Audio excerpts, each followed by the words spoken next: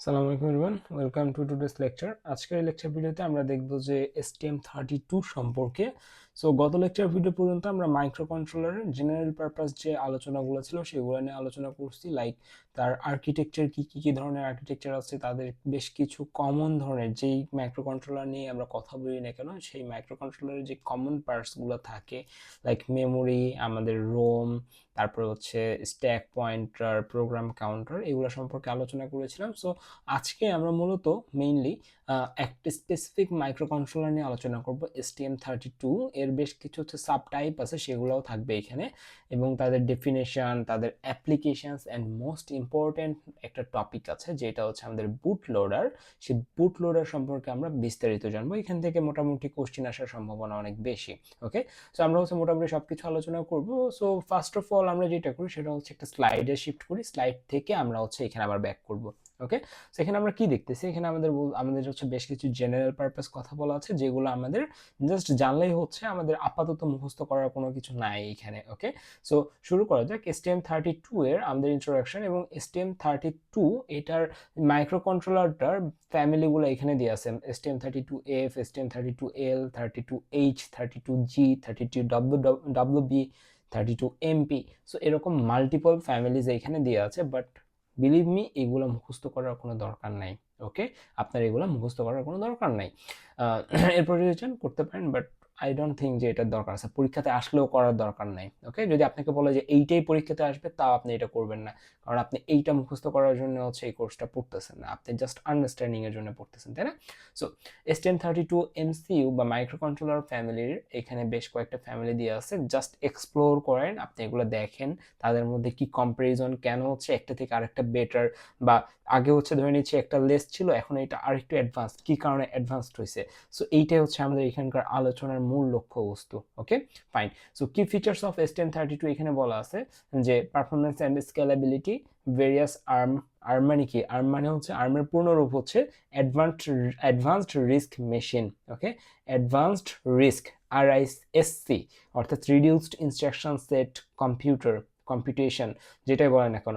So আর্মের পূর্ণরূপ হচ্ছে কিন্তু এটা। So performance and scalability, various ARM cortex M cores for different performance needs, lower power, এটার power consumption খুবই কম, ইন্টিগ্রেটেড পেরিফেরালস, এখানে ইন্টিগ্রেটেড অনেকগুলা কি আছে, কম্পোনেন্ট আছে, like ADC or DAC. ADC DAC কি? এডিসি মানে হচ্ছে analogue to digital converter. Analogue to digital converter, আপনার অ্যানালগ কোনো সিগন্যালকে ডিজিটালে কনভার্ট করা হচ্ছে এডিসি। ডিএসি কি? জাস্ট উল্টোটা, ডিজিটাল টু অ্যানালগ কনভার্টার, অর্থাৎ ডিজিটাল সিগন্যালকে অ্যানালগে কনভার্ট করা হচ্ছে ডিএসি। টাইমার্স আছে, কমিউনিকেশন ইন্টারফেস। সো এই যে দুইটা টার্ম আপনি এখানে মনে রাখেন, IUSART আর হচ্ছে যে I2C, ঠিক আছে? I2C অ্যান্ড USART, এগুলো কি? এগুলো হচ্ছে কমিউনিকেশন ইন্টারফেস। কমিউনিকেশন ইন্টারফেস কি?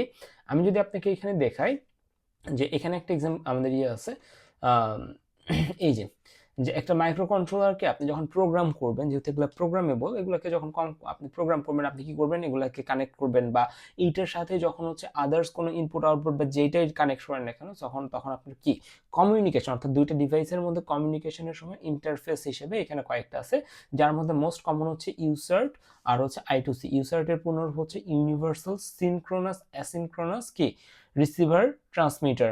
ওকে, universal synchronous asynchronous receiver transmitter. So এইটা।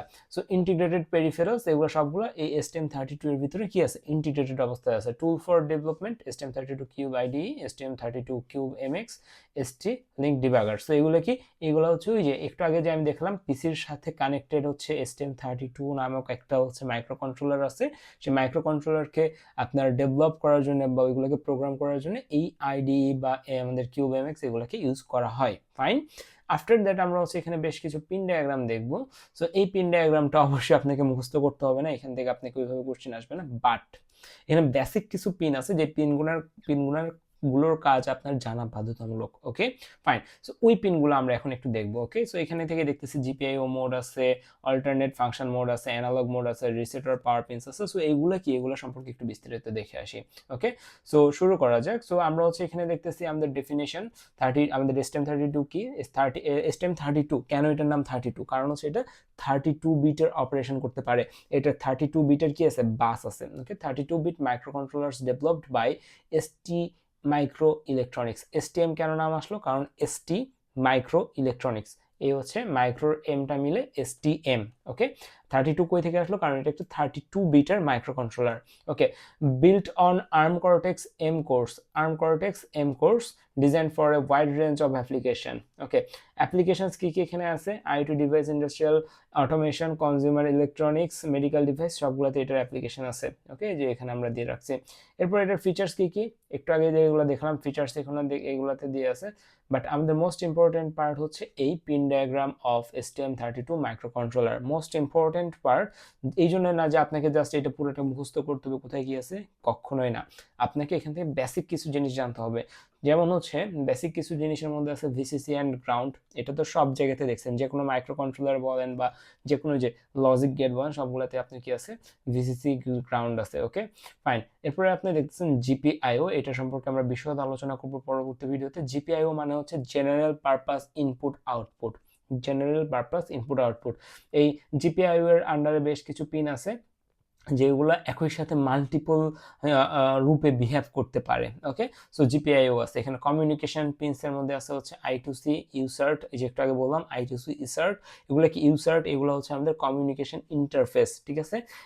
এবং হচ্ছে SPI, ADC, DAC পিন কি, analog to digital converter, digital to analogue converter pin. PWM কি, পালস উইথ মডুলেশন অথবা জেনারেটর এবং টাইমার পিনস। সো এই পিনসগুলো হচ্ছে আমাদের মেইন। ওকে, সো এখন পিন মোডসগুলো দেখি। পিন মোডসের মধ্যে GPIO মোডস আছে। GPIO মোডস হচ্ছে স্ট্যান্ডার্ড ইনপুট আউটপুট মোড, কখনো যদি এটার কখনো ইনপুট হিসেবে কাজ করবে, কখনো আউটপুট হিসেবে কাজ করবে। এরপর অল্টারনেট ফাংশন মোড। ওকে, অল্টারনেট ফাংশন মোড এখানে আছে, অ্যানালগ মোড আছে, রিসেট আর পাওয়ার পিনস আছে। ওকে, সো এগুলো হচ্ছে আমাদের পিন। এখন আমরা আরেকটু বিস্তারিততে যাচ্ছি যে আমাদের VBAT মানে কি বোঝাচ্ছে, ব্যাটারির হচ্ছে যে কি আমাদের battery input to power RTC and backup registers. Okay, এরপর আমাদের PC13 থেকে PC15 পর্যন্ত পিনগুলোকে আমরা GPIO পিনস বলতেছি, GPIO পিনস বলতেছি। কোনটা কোন পিন এত কিছু মনে রাখার দরকার নাই, রিসেটটা একটু পরে দেখবেন, রিসেট তারপর হচ্ছে গ্রাউন্ড। ওকে, এরপরে আর এখানে কি কিছু আছে, এখান থেকে হচ্ছে আমাদের PWMটা দেখতে পারেন। ওকে, সো এই হচ্ছে আমাদের এখানকার পিন। ফাইন।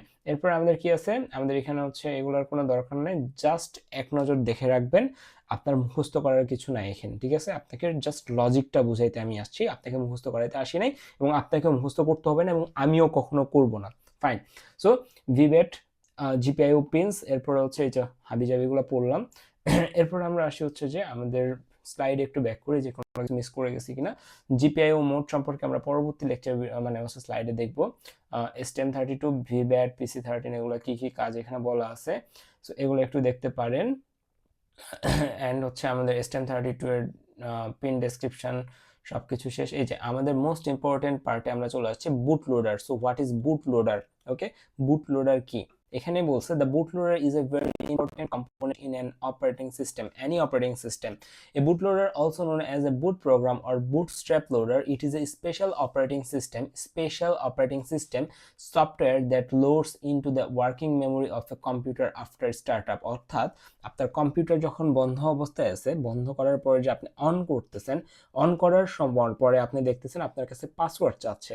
সো পাসওয়ার্ড কি এমনি এমনি চাচ্ছে? আপনার কম্পিউটার কি মুখস্থ করে রাখছে যখনই অন করবেন তখনই পাসওয়ার্ড চাবে? না, আপনি যখন কম্পিউটারটা অন করছেন, কম্পিউটারটা অন করার সাথে সাথে আপনার বুট লোডারটা অন হয়ে গেছে। বুট লোডার অ্যাক্টিভ হওয়ার পরে সে হচ্ছে তার যে যাবতীয় কাজ আছে সবগুলো করছে, লাইক তার অপারেটিং সিস্টেমকে এক্সিকিউট করা থেকে শুরু করে সবকিছু অ্যাক্টিভেট করে দিছে। সো যখন অপারেটিং সিস্টেম এক্সিকিউট হয়েছে, অপারেটিং সিস্টেমের এক্সিকিউট হওয়ার পরে অপারেটিং সিস্টেমের পার্ট হিসেবে আপনার কাছ থেকে কি চাইছে? পাসওয়ার্ড চাইছে। তারপরে পাসওয়ার্ডটা কিন্তু অপারেটিং সিস্টেম চাইছে, বাট অপারেটিং সিস্টেমকে জাগায় তুলছে কে? আপনার কম্পিউটারটা অন হওয়ার পরে, সেটা হচ্ছে বুট লোডার। আশা করি বুঝাইতে পারছি। So you must be clear that this is also software like an application. The term bootloader is a shortened from the words bootstrap loader. Okay, so আমরা হচ্ছে একটু ব্যাক করি, যে এইখান থেকে আমরা বুটলোডারের সংজ্ঞাটা পড়ি। A bootloader is a small specialised program stored in a microcontroller system memory বা রোম। এটা কেন রোমে থাকে? কারণ রোমে আমরা কোনো কিছু একবার ইনপুট করলে সেটাকে এডিট করতে পারি না। যদি এটা আমরা রোমে না রেখে র্যামে রাখতাম তাহলে এটাকে এডিট করতে পারতাম, ঠিক আছে। So A bootloader is a small specialized program stored in the microcontroller system memory. Its primary purpose is to initialize the device. Primary purpose কি?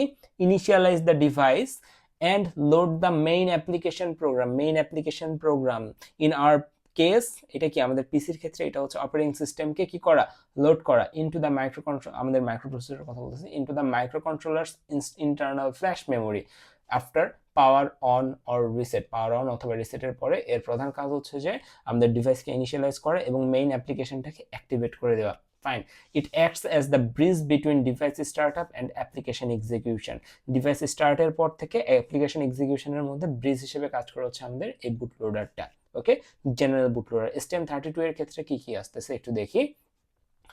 যে feature of STM32 bootloader pre-programmed by STM microelectronics in production। So আপনি যদি একটা STM32 এটা কেনেন, এটার ভিতরে যে রোম আছে সেই রোমে অলরেডি প্রোগ্রামটা রিটার্ন অবস্থায় আছে। কে লেখছে? STM32 যারা বানাইছে, অর্থাৎ ST মাইক্রো ইলেকট্রনিক্স কম্পিউটার মানে মাইক্রো ইলেকট্রনিক্স কোম্পানি যারা এই STM32 প্রডিউস করছে তারা এটা লিখে দিছে।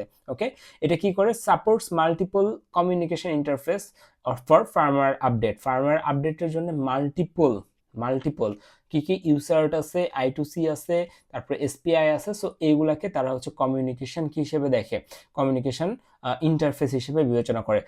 allows infield programming without requiring a separate programmer। একটা সেপারেট প্রোগ্রামার ছাড়া সে ইনফিল্ডে প্রোগ্রাম করার হচ্ছে ফ্লেক্সিবিলিটি দিয়ে থাকে। ওয়ার্কস ট্রান্সপারেন্টলি কাজ করে, এইগুলাই হচ্ছে তার কি বৈশিষ্ট্য। এর লিমিটেশনস কি কি আছে? ক্যান নট এক্সিকিউট ইউজার অ্যাপ্লিকেশনসকে কি করতে পারে না, এক্সিকিউট করতে পারে না। Dependent on supported interfaces fixed in system memory. So এগুলো আমরা পরে দেখতেছি।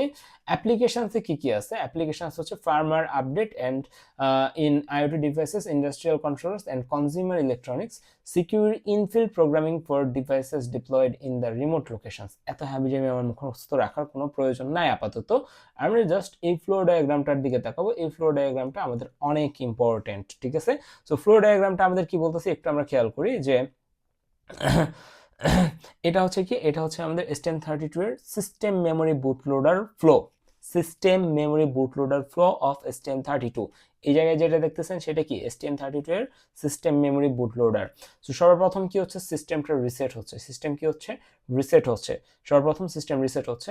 সিস্টেম রিসেট হওয়ার পরে সেটা যখন অন হচ্ছে তখন সে কি করতেছে, তার পেরিফেরালস যেসব জিনিসপত্র আছে সবগুলোকে ইনিশিয়ালাইজ করে দিচ্ছে।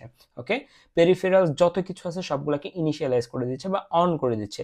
যেমন ক্লকস আছে, তার GPIO general purpose input output আছে, তার IWDG অর্থাৎ ইন্ডিপেন্ডেন্ট ওয়াচডগের কাজ কিন্তু আমি বলছি। সো সবগুলোকে সে কি করতেছে, ইনিশিয়ালাইজ করে দিচ্ছে। ইনিশিয়ালাইজ করার পরে সে হচ্ছে তার কমিউনিকেশন মিডিয়াম হিসেবে I2CX কি পড়ছিলাম আমরা, I2C পড়ছিলাম একটা কমিউনিকেশন ইন্টারফেস। সো সে কি করতেছে, সবগুলাকে ইনিশিয়ালাইজ করার পরে সে I2CX এটাকে কি করতেছে, সে এটাকে এক্সিকিউট করতেছে। ওকে, সো কনফিগার করে ফেলছে। কনফিগার করার পরে সে চেক করতেছে যে সে যে কম্পিউটারের সাথে কানেক্টেড আছে বা যেই ডিভাইসের সাথে কানেক্টেড আছে সেই ডিভাইসটা তাকে কোনো সিনক্রোনাইজেশন বিট পাঠাইছে কিনা, অর্থাৎ সিনক্রোনাইজেশনের রিকোয়েস্ট করছে কিনা। এগেইন সিনক্রোনাইজেশনের রিকোয়েস্ট করছে কিনা। সো সে কি করতেছে, সিনক্রোনাইজেশনের রিকোয়েস্ট করলে সে হচ্ছে যে 0x7f 07f বা 7f এই সংখ্যাটা আমাদের ডিভাইসটা পাঠাবে। যদি কোনো ডিভাইসের সাথে কানেক্টেড থাকে সেই ডিভাইসটা এই সংখ্যাটা পাঠাবে।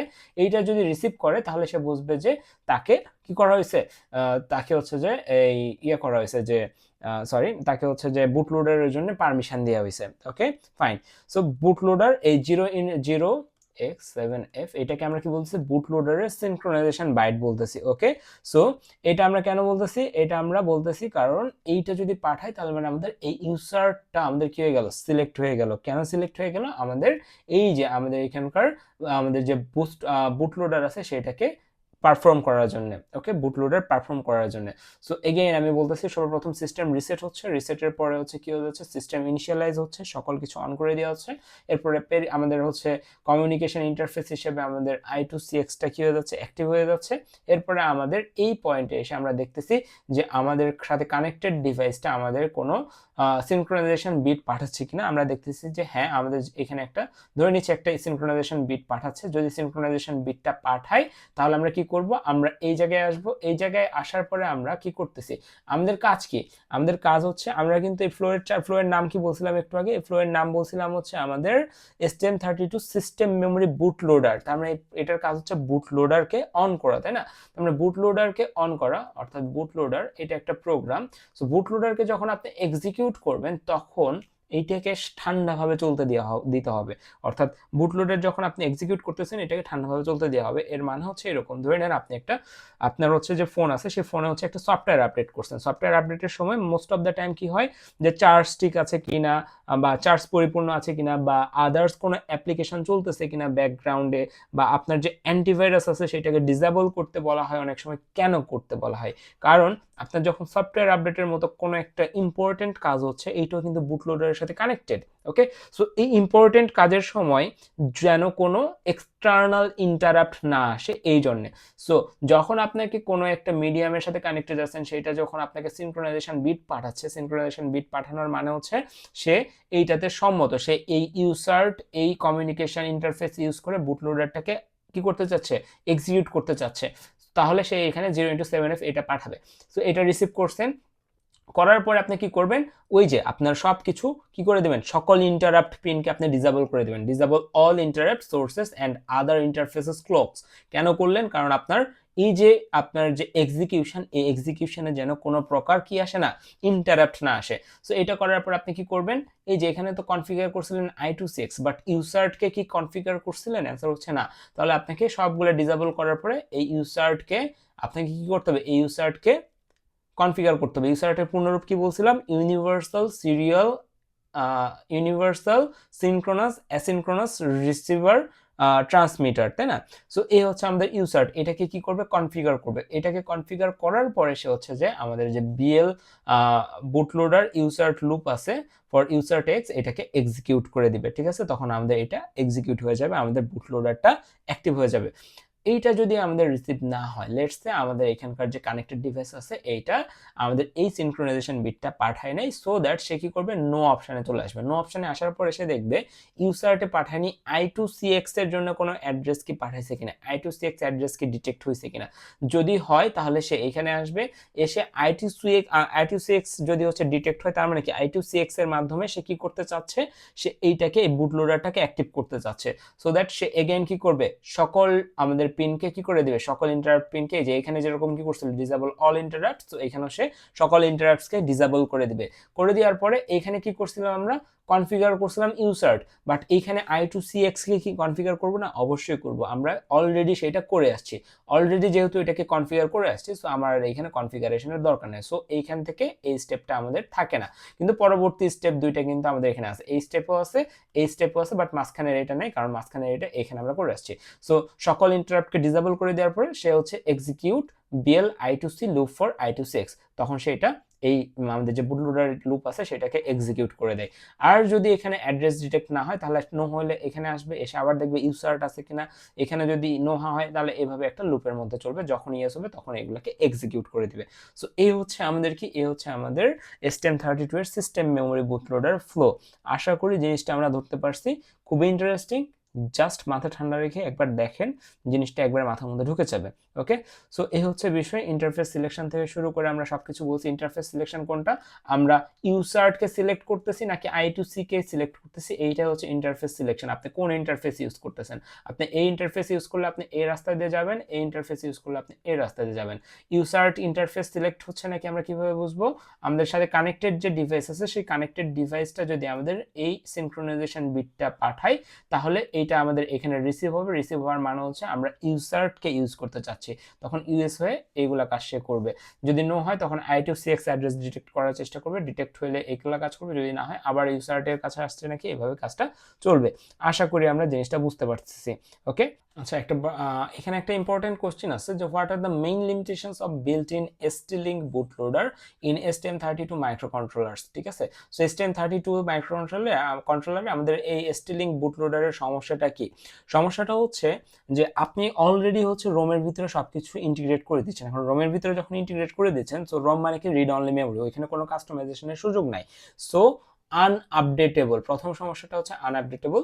ফিক্সড কমিউনিকেশন মেথড, এখানে কি কমিউনিকেশন মেথডটা ফিক্সড করে দিচ্ছেন। বুটলোডার স্পেসিফিক রিকোয়ারমেন্ট, যেহেতু এমসিইউ আমাদের বুটলোডারে কি হয়েছে, স্পেসিফিক রিকোয়ারমেন্টগুলো দিতে হবে। লিমিটেড ইন্টারফেস সাপোর্ট, এই যে ইনসার্ট বা I2C, so limited interface support এখানে আছে। সো এইগুলো হচ্ছে মূলত এই আমাদের বুটলোডারের সমস্যাগুলো। সো এই সমস্যাগুলো একটু দেখবেন, দেখলে আপনাদের এটা শেষ। ওকে, সো দেখা হচ্ছে পরবর্তী কোনো ভিডিওতে। আল্লাহ হাফেজ।